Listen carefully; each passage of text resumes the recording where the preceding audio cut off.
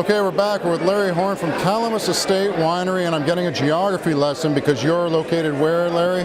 Well, we call it the 20 Mile Valley or the Beamsville Bench, so it's that area between St. Catharines and Grimsby. Nice. And that's in what, Jordan, Ontario, I think you said? Closest village to us is Jordan. You were saying, now, I made the mistake of asking him if he was the winemaker. He said, no, I'm one of the founders. 8 years ago, you founded Calamus. Take us back to that time when you first decided to open a winery. Well, it goes back even further than that because you have to plant the vines, and you don't get any grapes until about 5 years after you plant.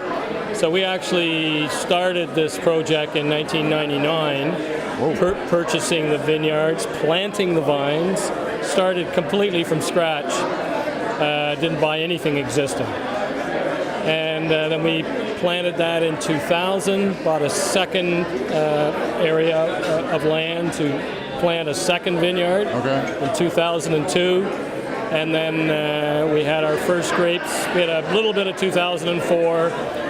05 was really our first vintage. Okay. Now, how did this grow for you? I mean, were you educated in wine? Did you work at a winery before? Was this a dream of yours? What happened? I sold television advertising.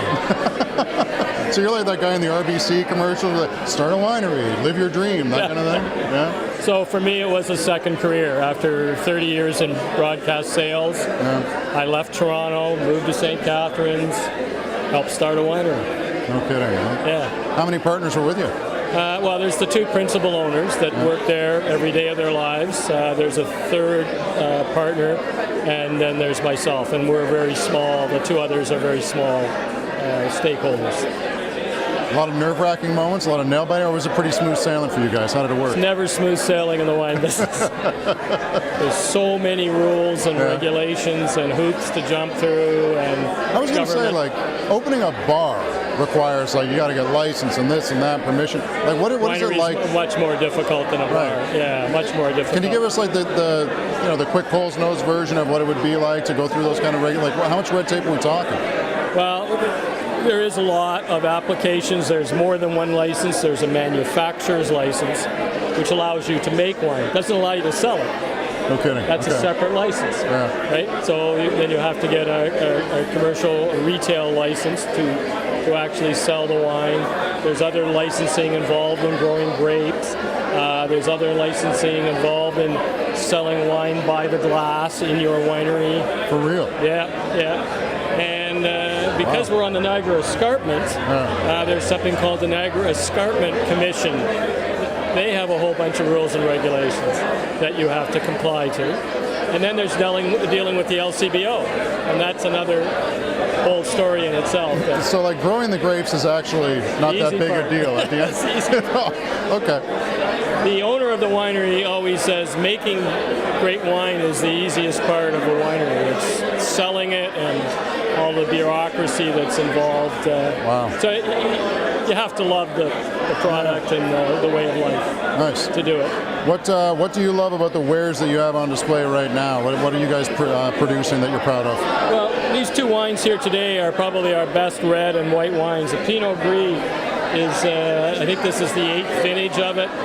Every year it wins awards, great reviews. This Cab Sauv won gold medal. Let's have a shot at that. Just recently for all Canada. So that's competing against the wines from BC, which has a longer growing season and a little hotter climate than Niagara does. So I said to somebody today, one of the other owners over there from Pondview, the first goal should be to make money, but that's damn tough. So the second goal for us is that every wine we make, we're proud of. Fantastic. Yeah. And that's the goal that we strive for. I'm hearing a ton of talk about your wine. I mean, I was doing some interviews back there, talking to some people. Now, are you surprised? I mean, 8 years to me doesn't sound like a long time to be in business, that you've got that much of a great reputation. Did that take you by surprise too, or did you say, you know what? You really have no idea what you're getting into, and you really have no idea what the wine's going to be like. I mean, it's all a leap of faith. And best thing we did was we hired a really good winemaker named Arthur Harder, and he's been with us since 2005, the second vintage, and he continues year after year. Particularly this Pinot Gris. I don't think anyone makes better Pinot Gris than Arthur does anywhere. No kidding. Huh? Do you mind if I try a taste? Go ahead. Yeah. Got a glass? You Yeah. do. How long have you guys been producing this? I came prepared. Yeah. Yeah, right from the beginning. Well, not the beginning. Since 06, I think. Really. Now, what am I looking for in a Pinot Gris? What would be the typical thing that you would expect from a Pinot Gris? Well, it's a fruit-forward, what's called a aromatic white. So you're going to get a nice nose, maybe some apricots and quince fruit. But it's really a beautiful wine on the palate. This is a good wine. Yeah, yeah. It's the kind of wine that just screams for you to come back and have another glass of it, to go out on the patio and put that in a chiller and just kick back. And it's a very good wine. I could easily see drinking this on a hot. In this heat, it's perfect. I know. Yeah. Everyone's I'll going to go be through drinking this long before I'll go through my cab self tonight. Absolutely. All right. Last question for you. Where can people find it? Are you guys available in the LCBO? Where can they go? What can they do? We have some of our wines in vintages only. This Pinot Gris will be coming in August to vintages. Okay. Cab Sauv, we make less than 200 cases, so it's winery only. Winery. Can they get it online, or is it? Yes, absolutely online. Okay. Yes. Yeah, Okay. yeah. We've got a whole system on our website, calamuswines.com. Go there, put your order in. Perfect. And we'll ship it out. Larry, thanks for talking to me. Okay, cheers. Thanks for this great Pinot Gris as well. Okay.